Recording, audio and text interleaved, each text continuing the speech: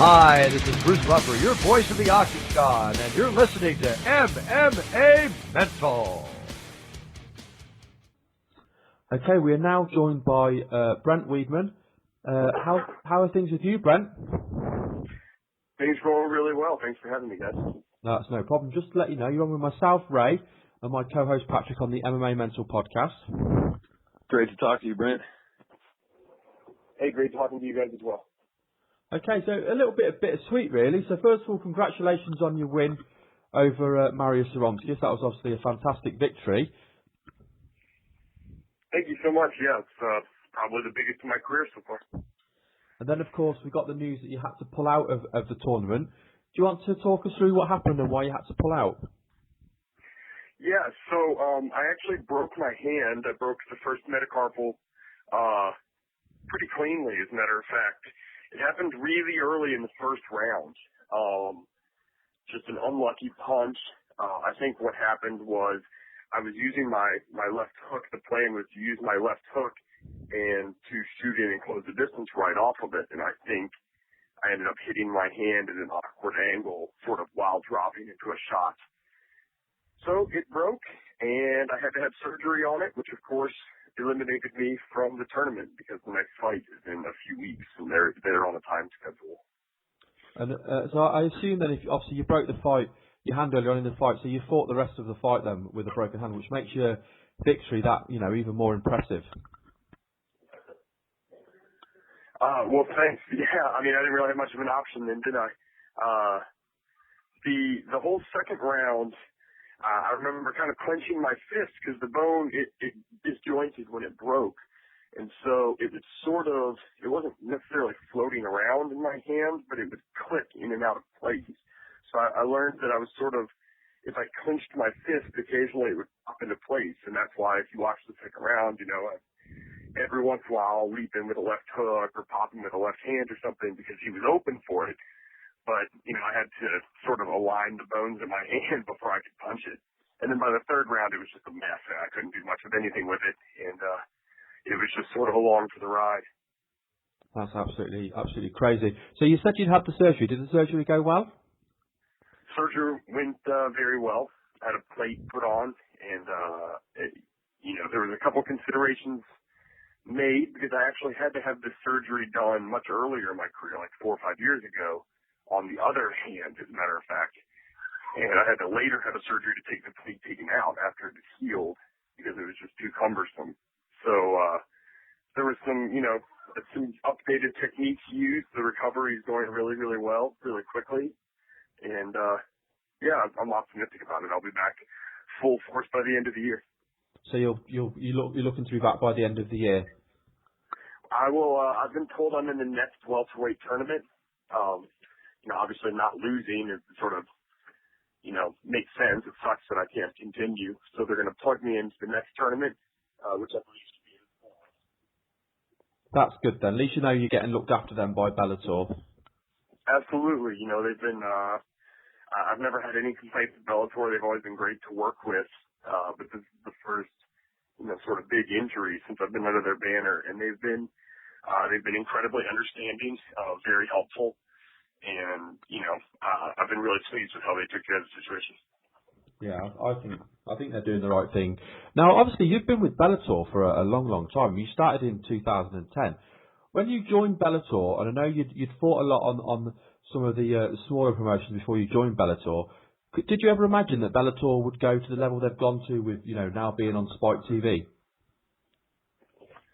I had a lot of hopes, I guess you could say, for where Bellator would go, but I didn't really know how founded they were. It was a little bit of a gamble, I guess you could say.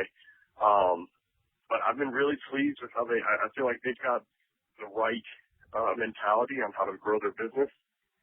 I feel like too many now defunct organizations decided that they were going to try and uproot the UFC. And I think Bellator's strength is that they've never tried to do that. They try to exist in the same space and sort of coexist with the UFC. I think there's plenty of room for more than one organization like this. And I think the talent pool in Bellator has grown exponentially the last few years, and Spike is huge. They're averaging something like 1 million viewers a show so far, or something like that.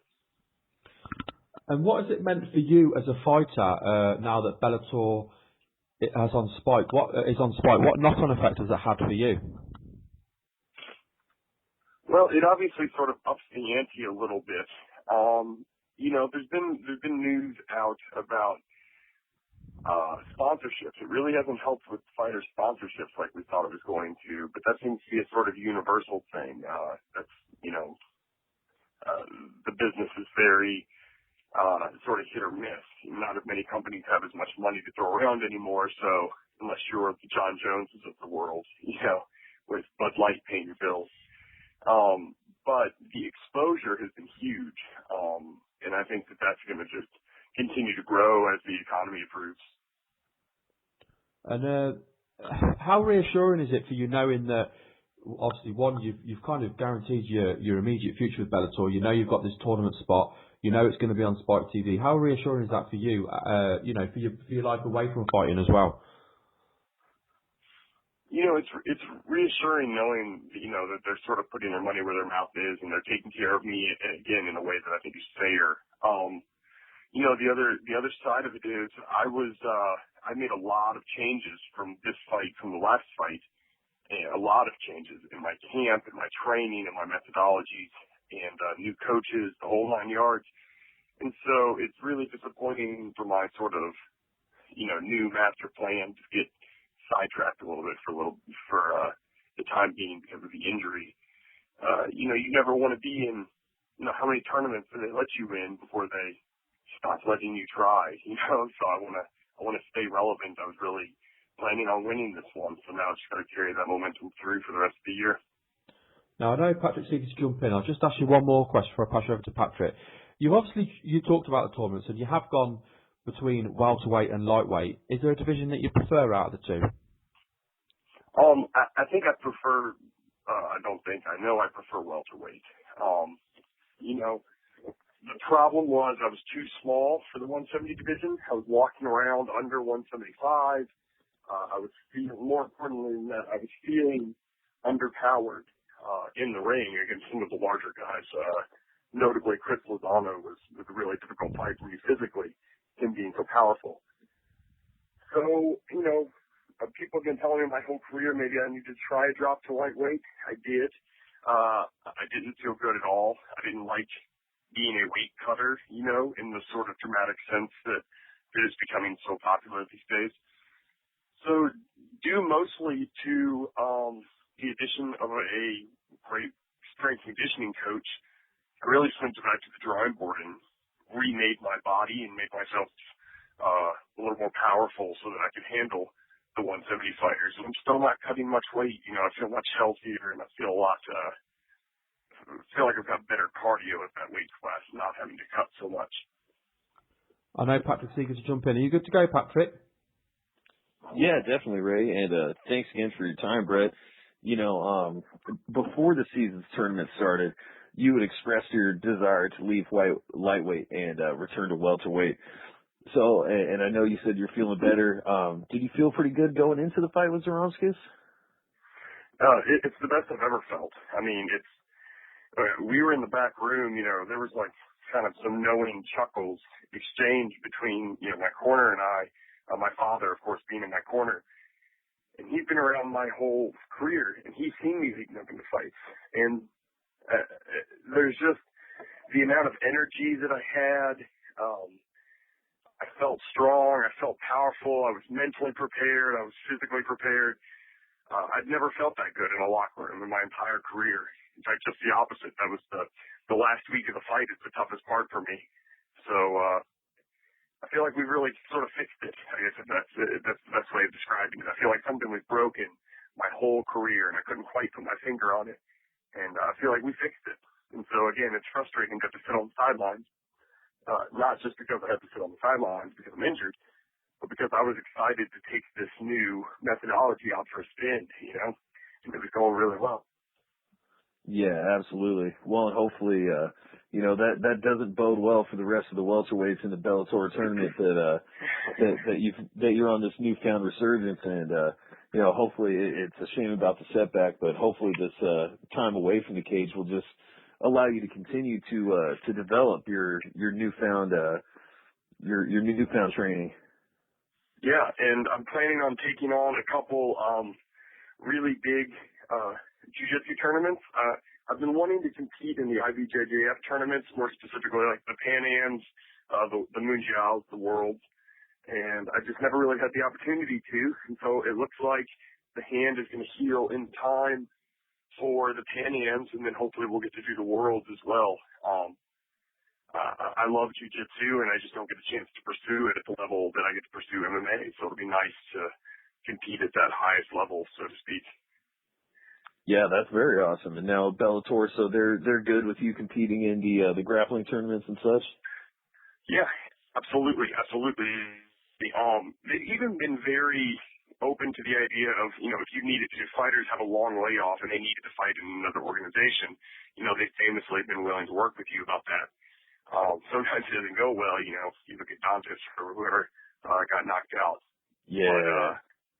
But no, with jiu-jitsu tournaments, they're all about it. Really it just raises my brand. If I do well at these bigger tournaments, that just improves my state as a fighter. So Bellator is fine with that. And, the tournaments will be spring and then summer. And there's a couple other, regional tournaments and some other stuff that I'm looking to do. It's basically going to be like jiu-jitsu heaven for a couple of months. And then that's going to lead me right into a fight camp going right into the fall. And so the idea is I don't have a downtime. People will ask how the downtime went. I'm going to be training that whole time. So, right now we're just healing up and we're getting ready to prepare for the Pan Ams, which is at the end of March. Okay, well that's awesome. Hey, that'll be good and definitely keep you sharp. Absolutely. Yeah, speaking about your jiu-jitsu, in your fifth pro fight, you got matched up with Dan Hornbuckle. Now, in that fight, unfortunately, I think it was a triangle, but you were able to avenge that loss when you guys were matched up in the Bellator, I believe it was a welterweight tournament about a year, maybe 2 years ago. How gratifying was it to avenge that loss in a fairly jiu-jitsu heavy competition on the Bellator stage? Yeah, it was great. One of the big problems, I was as glad as I was to win that fight, I was really, really bummed that I wasn't pleased with my performance. I felt like I lost the third round. I gassed really badly. And, that was at a time in my career where I was starting to notice some patterns, some problems in my training methodology. And, that was actually, I guess, part of the beginning of the end, what made this change before my last fight. And one of the biggest changes I made was to allow myself to understand I'm a jiu-jitsu fighter. Like, that's my base art. And for the longest time, because my main coach was my kickboxing coach, ergo, most of my time was spent doing kickboxing things. And that would get to at the fault of neglecting my jiu-jitsu. So when I'm having these, looking back, I had a great jiu-jitsu war with Dan Hornbuckle, and I'm proud of the first round or two. There were some good exchanges there. There's some good groundwork displayed. I wasn't actively training my jiu-jitsu, especially not the way I should have been for a fight. And so I feel like that's been the biggest change I've made. And, I'd like to think if I didn't break my hand so early, a lot of the time spent on Zoromski's back and in the mount, I feel like I had some chances to finish in there and just had a really tough time not being able to grip with my left hand. But that was a big change from the Hornbuckle fight. I learned I needed to stop playing kickboxer and acknowledge who I am. I'm a jiu-jitsu fighter, and I need to play to my strengths. Well, that's definitely cool that you've kind of refound your roots there. And yeah, it could definitely be hard to leverage a submission when you got a broken hand. So but that was still definitely a very good win against Zoromskis. And now, since we're talking about your training a little bit, do you want to talk to us about your camp and who you're training with these days? Yeah, absolutely. I spend all of my time at one gym these days. It's the name of it is Derby City MMA. They call Louisville, Kentucky the Derby City. It's where the Kentucky Derby is. And we've got the largest gym in the state that I know of for jiu-jitsu and MMA. We've got over 700 members. It's a huge, awesome gym. It's growing by leaps and bounds. Again, it's an MMA gym that's jiu-jitsu focused. It's primarily a jiu-jitsu gym. And, you know, it has a huge competition team. And so you imagine I was doing all of this kickboxing at a smaller setting, and I didn't really have many sparring partners. I had to do a lot of traveling to spar. Well, where I'm at now, not only do I have a few more sparring partners than I had before, but I've got a whole jiu-jitsu competition team for the grappling sparring. And again, I think that's made the biggest difference. If you noticed, you know, the groundwork was Zorowski before he scrambled my brains with the legal knee to the head. Up until that point, I was absolutely dominating on the ground, and I think that all goes to Derby City MMA. All the credit goes to those guys. They were all there with me. Very awesome. Now, a little earlier you mentioned taking it outside the organization, how Bellator they have been known to let fighters do that, and that made me recall that Shudo at one time they had you ranked number 1 at 130 or 182 pounds, and even though you had never fought for Shudo, would you like to fight in Japan someday? I would love to fight in Japan. In fact, Bellator has got strong Japanese connections. They use a lot of Japanese fighters. I would love for them to go to Japan, but I don't know how that worked. They have the trucks. They truck their whole, you know, dog and pony show all across the United States to have it put on a show every week. Yeah. But you know, the reason I was ranked for Shudo is because Shudo has I don't know what to call it, an affiliate or a feeder show that's like on their rankings called Hook and Shoot in the Midwest. And some of the hardcore fans may know Hook and Shoot because there's been some bigger name fighters that came from there.